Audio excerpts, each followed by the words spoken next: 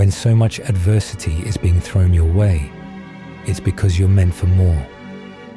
You're being built, not broken, not punished, not overlooked, not forgotten. Built. There is a difference. And understanding that difference is the shift that changes everything. The man who believes he is being punished by his suffering shrinks under it. He becomes bitter, resentful, exhausted.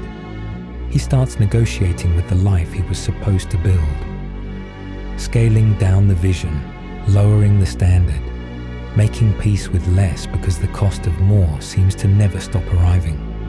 But the man who understands that the adversity is the architecture, that the difficulty is not incidental to his story but central to it, that man stands differently in the fire. He does not enjoy the heat, but he trusts the furnace.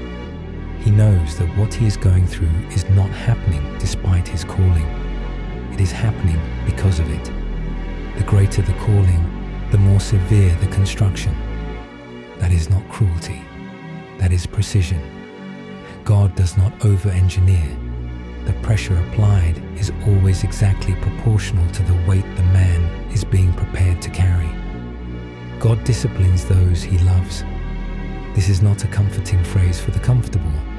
It is a warrior's truth, delivered to the man in the middle of the thing that is testing everything he has.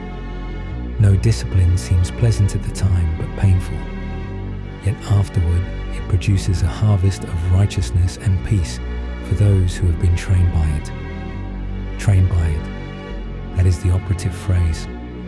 Not destroyed by it, not defined by it. Trained. The discipline of God is not punitive. It is developmental. It is the loving, precise, sometimes brutal process of making a man ready for what he has been called to carry.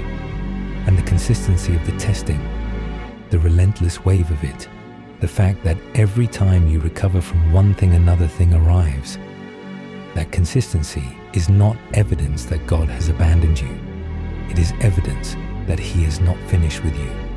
The testing stops when the preparation is complete. And for the man with a massive calling, the preparation is never short.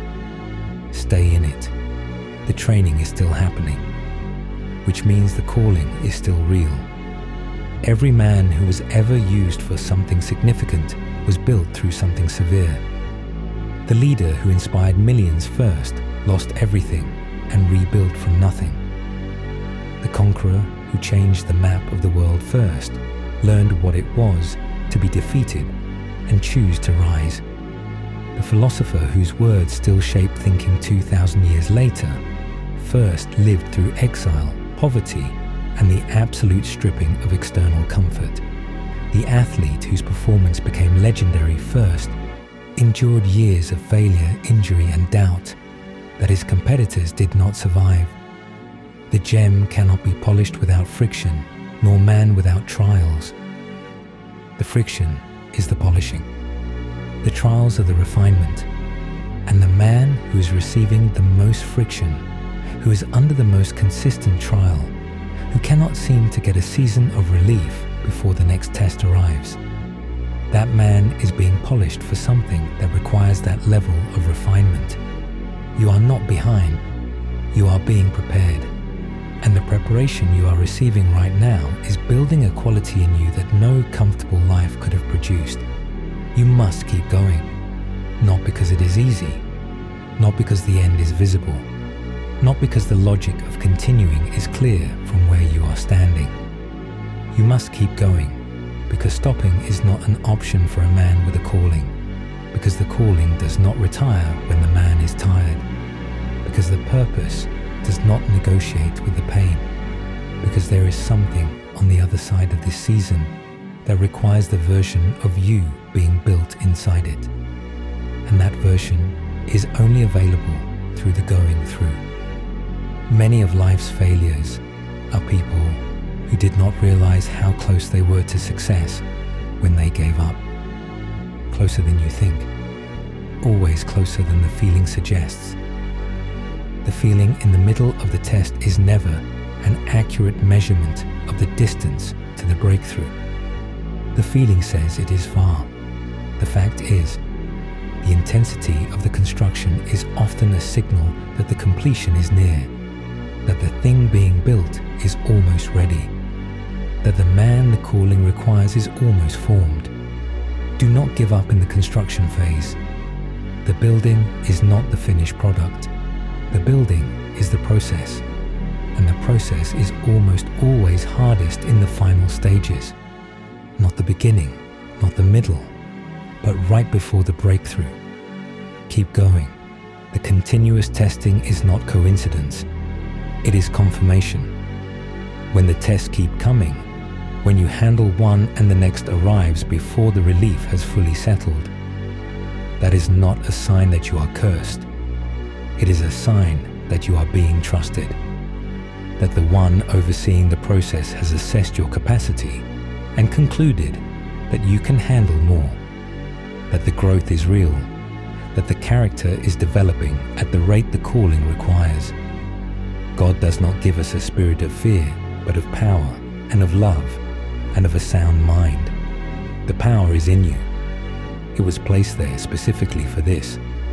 The sound mind, the clarity that does not panic, the perspective that does not collapse under pressure, the faith that holds even when the circumstances argue against it.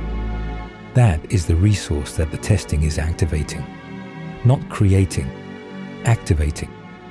Drawing out of the man what was already there but hadn't yet been called upon at this depth.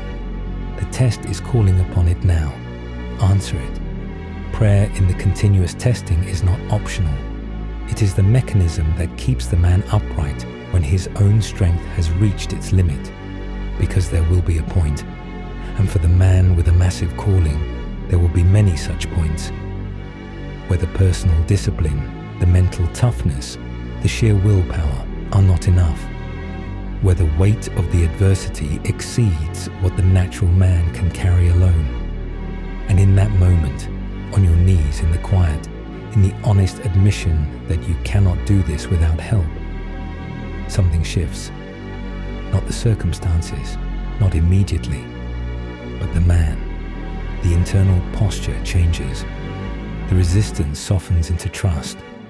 The panic settles into a deep, inexplicable, circumstance-defying peace. And from that peace, from that place of genuine surrender combined with genuine faith, the next step becomes possible. Then the next, then the next, until the season turns. Call to me and I will answer you and show you great and mighty things which you do not know.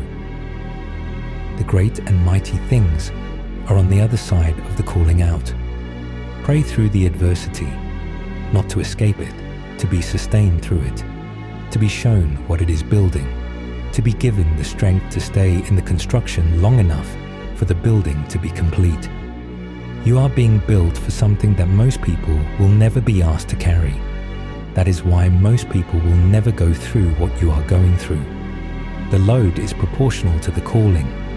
The preparation is proportional to the platform. The adversity is proportional to the impact. The greater the difficulty, the more glory in surmounting it.